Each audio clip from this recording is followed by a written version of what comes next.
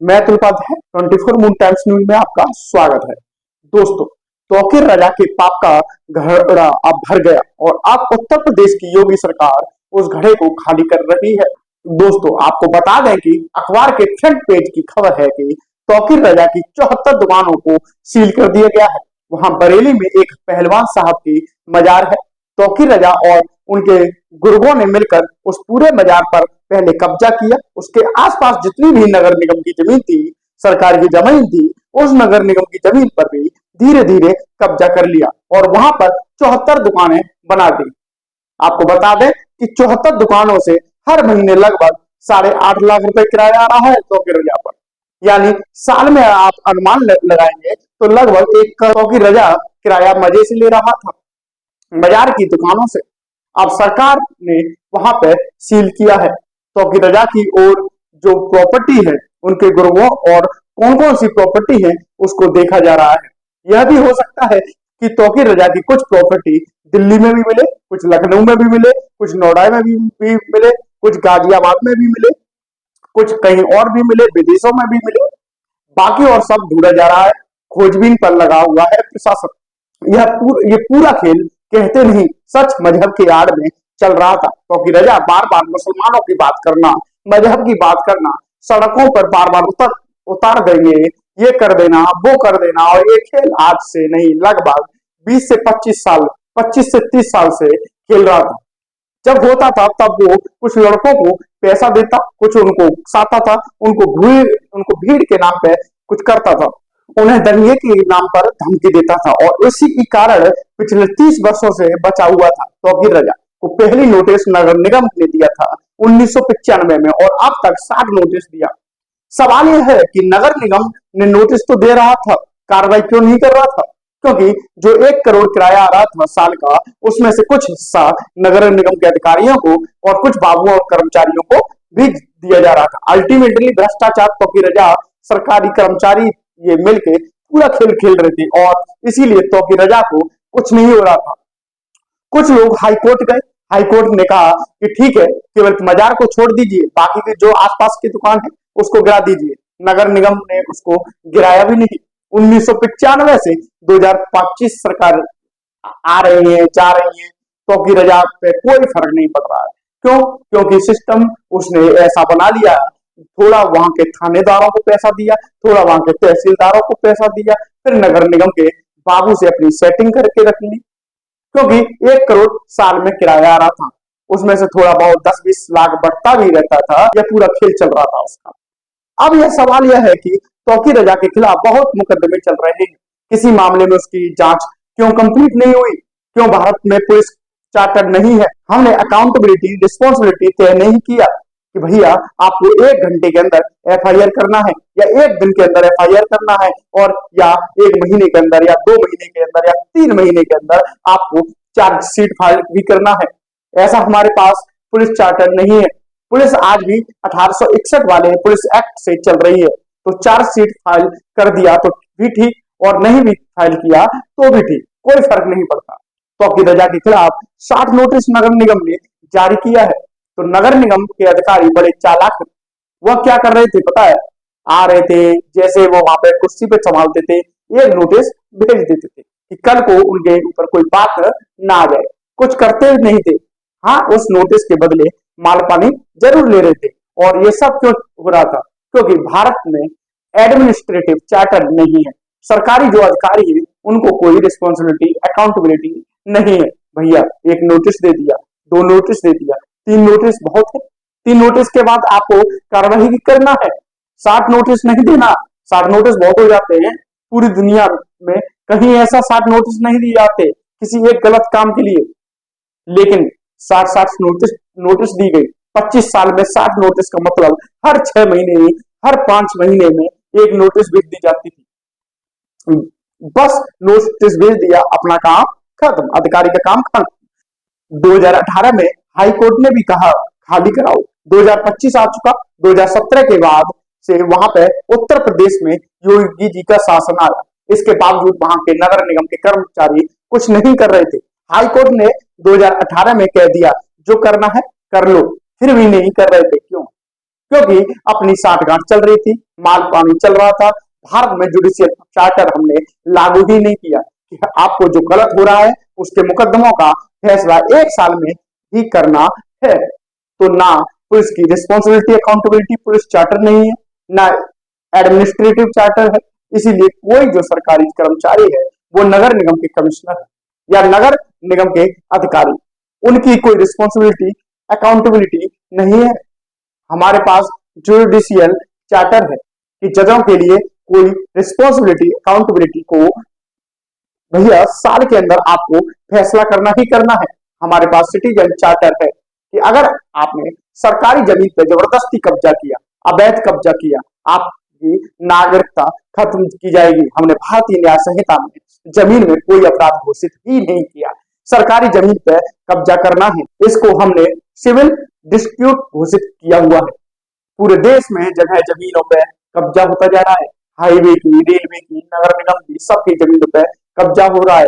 आज तक हमने जब जमीन कब्जा करने को क्रिमिनल एक्ट डिक्लेयर नहीं किया, वो सिविल एक्ट माना जाता है। ठीक है, मुकदमा लड़ते रहे सरकारी कर्मचारी बेचारा, कितना मुकदमा लड़े, डिस्ट्रिक्ट कोर्ट लड़े, हाई कोर्ट लड़े, सुप्रीम कोर्ट लड़े, और क्योंकि उनका ट्रांसफर भी होता रहता है तो कोई आता है थोड़ा फास्ट अपना मुकदमा ठीक से लड़ता भी नहीं, अगला आता है ढीला पड़ जाता है, उसको कुछ माल पानी मिल जाता है तो वो भी ढीला पड़ जाता है। इसीलिए कह रहा हूं, जो भारत में तौकीर रजा टाइप के लोग अपना मजहब का कारोबार कर रहे हैं, तौकीर रजा जैसे लोग मजहब के नाम पर अपनी दुकानें बनवा रहे हैं, फर्जी 74 दुकानें बनवा चुके हैं मजहब की आड़ पे, और उसके बाद किराया मजे से ले रहे हैं साल में करोड़ों रुपए।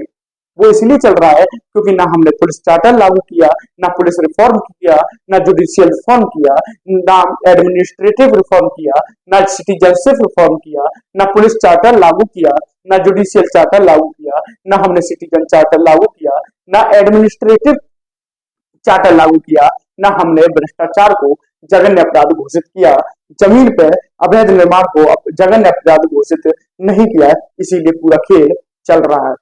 एक बात और, अरब, दुबई, कुवैत, बहरीन में एक भी मजार नहीं है।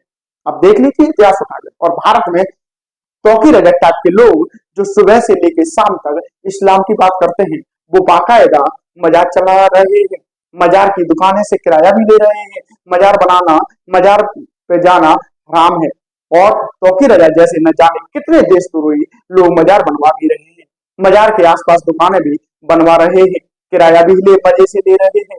दरगाह बना, दरगाह पे जाना हराम है। इसीलिए अरब, दुबई, कुवैत, बहरीन में एक भी दरगाह नहीं है, और तौकीर रजा बाकायदा दरगाहों पे जा रहा है, सब कुछ कर रहा है। भारत में हजारों लोग दरगाहों पे जा रहे हैं। पक्का कब्रिस्तान बनाना हराम है। इसीलिए अरब, दुबई, कुवैत, बहरीन में भी एक भी कब्रिस्तान नहीं है। और भारत में देख लीजिए लाखों की संख्या में पक्के कब्रिस्तान, अरब, दुबई, कुवैत, बहरीन में एक भी मजार नहीं है। भारत में का इतिहास उठा के देख लीजिए, लाखों की संख्या में मजार, अरब, दुबई, कुवैत, बहरीन में एक भी दरगाह नहीं है।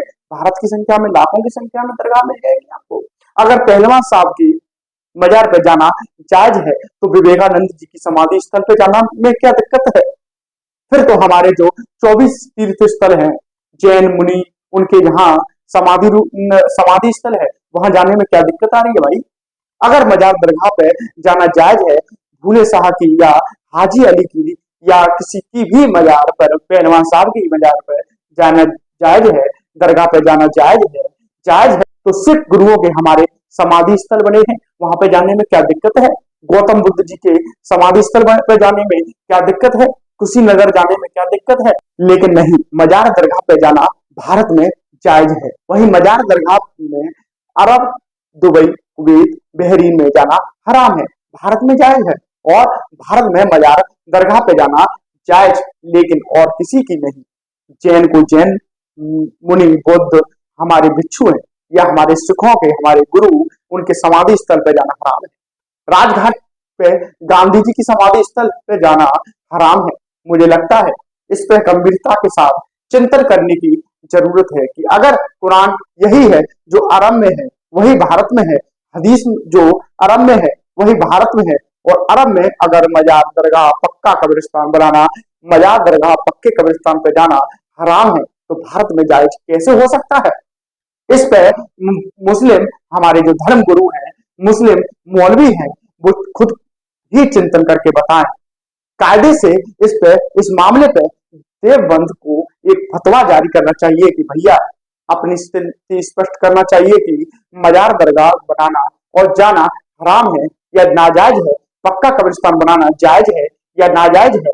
इस पे बरेली को, देवबंद को, इन लोगों को, जो शीर्ष संस्थाएं, इस पे अपनी स्थिति स्पष्ट करनी चाहिए। जमीयत उलमा को अपनी स्थिति स्पष्ट करनी चाहिए। All India Muslim board, personal board को अपनी स्थिति स्पष्ट करनी चाहिए। अगर 3 तलाक के मामले में, बहु विवाह के मामले में ठीक है, बाकी तलाक, हसन तलाक, हसन तलाक, बाइन तलाक, किनाया के मामले में Jamiat Ulama Hind, personal law board अपनी ओपिनियन रखता है, तो मजार दरगाह के मामले में अपनी ओपिनियन क्यों नहीं रख रहा है?